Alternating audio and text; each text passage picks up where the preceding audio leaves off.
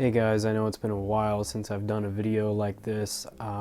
Unfortunately, my Mac, which is the thing I use to edit my videos, has just been toast. I really would be uploading a lot more, but unfortunately things happen. But I'm trying to force myself to go and edit some videos and get a schedule going. But anyway, you clicked on this video because you wanted, for some reason, to watch an outdated Falcon and the Winter Soldier review, so here it is. So coming off of WandaVision, I think we knew that Falcon and the Winter Soldier wasn't going to be as mysterious and intriguing as WandaVision was, but I think at the same time we knew it was going to be very action heavy and it was going to be kind of a typical MCU thing without the big Infinity War Endgame type battles that were going on in later films.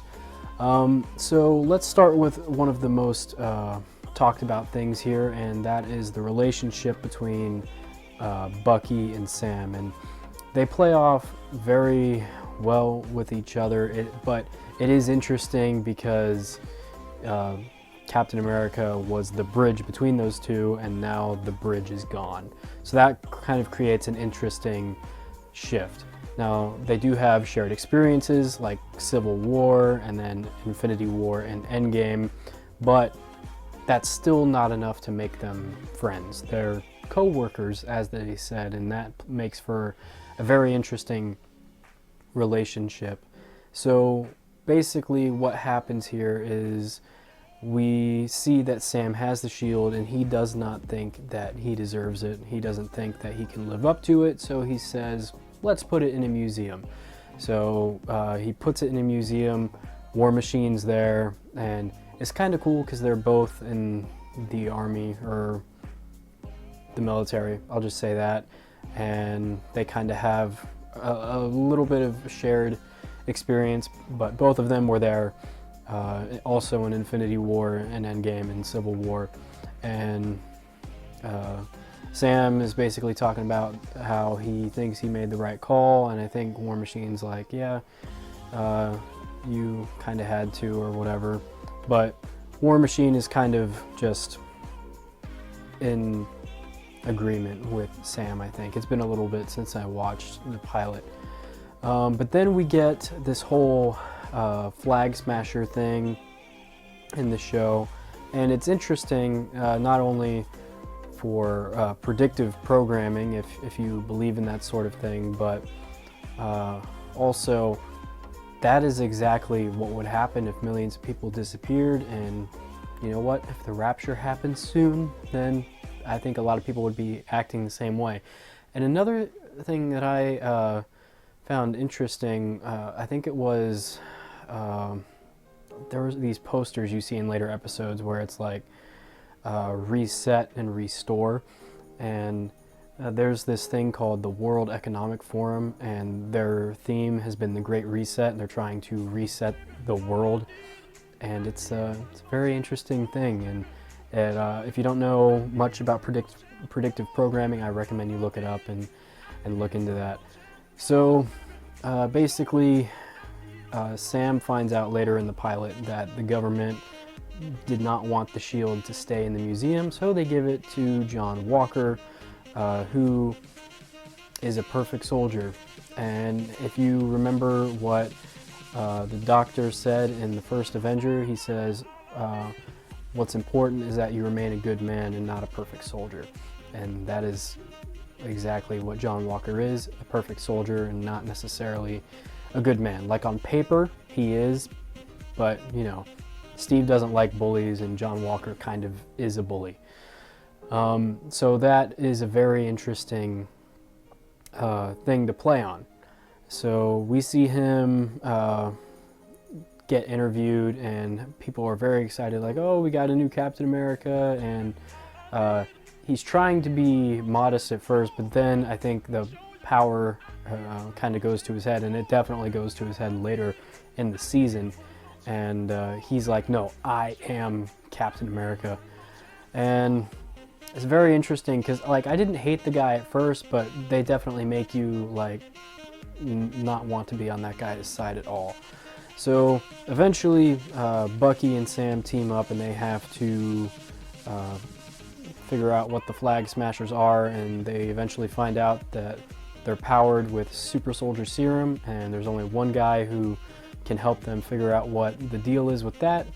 And they go and help Zemo break out of prison, and then they go off on a merry little chase to find what's her name? The Flag Smasher girl. I forgot her name. That's not good. Carly Morgenthau. And basically, her thing with the Flag Smashers is the government has been putting in people who got kicked out of their houses when the blip happened, and they're putting them back in, so the people who got houses are getting kicked out. So it's a very interesting power shift, and what do you do? Nobody really has an answer. So that's interesting, and she wants everybody to be united, because when millions of people vanished, like that could happen in the future if you believe in Jesus and whatnot, but if millions of people vanished, how would the world react? Well, a whole lot of the world would probably come together and get unified, and they would all have kind of a shared trauma. Well, when people are brought back, well, it kind of takes that sharedness and splits it up. And Carly thinks that the world was better with that, and I think that that is a very interesting thing to say, because there have been several videos out there on the internet talking about what if people just vanished randomly, and what if people just randomly came back. The consequences for that are huge, and that is something that the MCU has definitely done a very good job on, is playing with that idea. I hope they don't use it a whole lot, because we saw Far From Home, we saw episode 4 of WandaVision, I think it was, and yeah, sure, it'll probably be referenced, but I don't think it should ever really be a plot point in the future. But once again, something like that is going to have serious ramifications for the MCU. So eventually we meet up with Sharon Carter from Winter Soldier and Civil War, and she's basically been on the run ever since, and she is secretly the power broker, and I find that really interesting because she technically funded the super soldier serum from Isaiah Bradley, and it was just really odd to see that she was the power broker. Hopefully she gets her stuff right, because, you know, that's Peggy Carter's niece, and I don't know, I just kind of would hope that Sharon would stay on the right path, but we'll see what happens. But one of the most interesting parts about this show is what they do with the character of Isaiah Bradley, who was a test subject for the government, and he was essentially the next Steve Rogers, but because he was a test subject and black, they didn't really care about him that much. And that's something that was interesting that the comics did, and that the government did in real life, is when they played with that idea of the government experimenting on African Americans. And I'm not really too big a fan of when shows get political, but in the case of the comics, since this is a political thing and it's so connected with the Captain America comics, it kind of had to be done. But I think they do a great job of it here, and it also sets up Sam's train of thought for if he wants to become Captain America or not. And that's how they were able to recreate the super soldier serum. So eventually Zemo finds Carly and all the serum and destroys all of the bottles except one.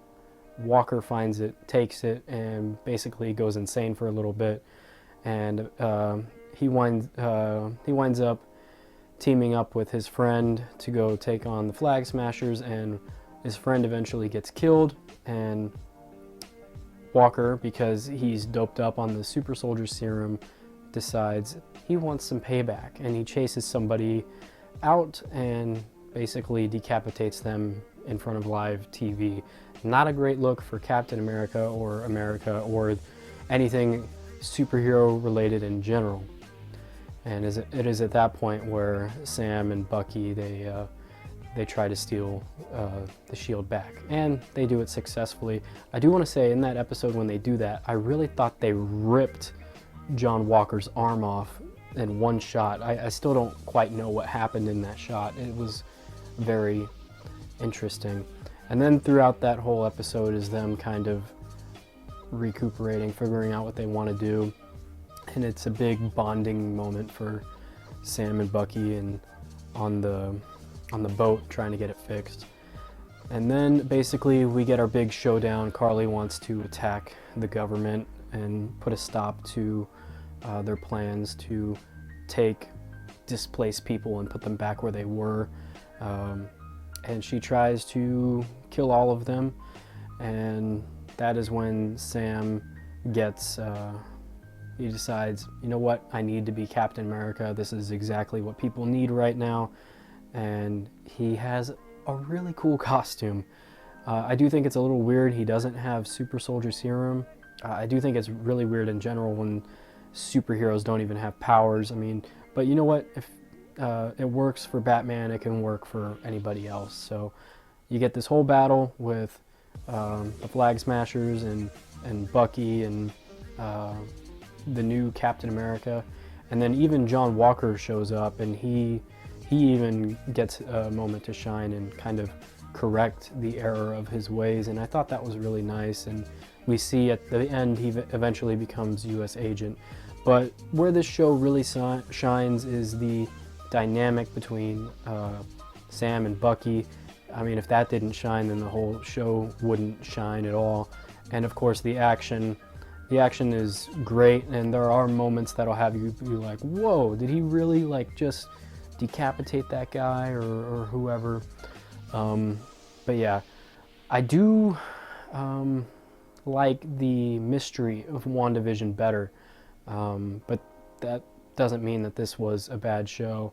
I do have one little gripe, I guess two, really. But Marvel's still figuring out what they have to do with TV, is that the WandaVision finale and Falcon and the Winter Soldier, they're short, and then they leave a little bit to be desired. WandaVision was more of a letdown, though, because there was so much speculation as to what was going on. Whereas with Falcon and the Winter Soldier, I just was like, yeah, it's Falcon and the Winter Soldier. There's no mystery here. It's just going to be them kicking ass, and that's all I can ask for. So there's that, and then there's the part where Sam says, you got to stop calling them terrorists. And I'm like,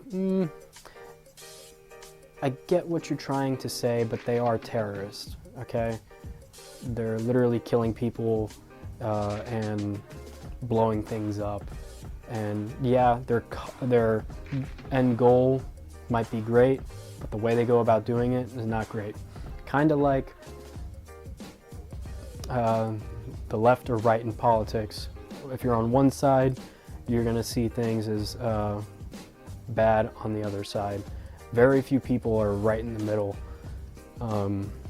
So yeah, but overall, I think I'd probably give this show a 7.5 out of 10. I really dug the action and the dynamic between Sam and Bucky, and really, depending on whatever the next time we see them, we're really not going to need to know about this show unless this stuff with Sharon and John Walker connects to later movies. But really, if you watch the end of Endgame and then you skip Falcon and Winter Soldier and Sam is already Captain America, I don't really think you're missing much. So, but yeah, I do think I enjoyed WandaVision more. But other than that, I can't wait to see what Marvel does next. I do think eventually they are going to have a quality drop-off, because they've set the bar so high for themselves. It's going to be hard for them to pass it. That being said, their level of content on an enjoyability scale has been consistent pretty much from the start. But yeah, looking forward to Black Widow, looking forward to Loki and Shang-Chi and all that goodness. And yeah, thanks for watching my very outdated Falcon and the Winter Soldier review. I'll see you guys next time.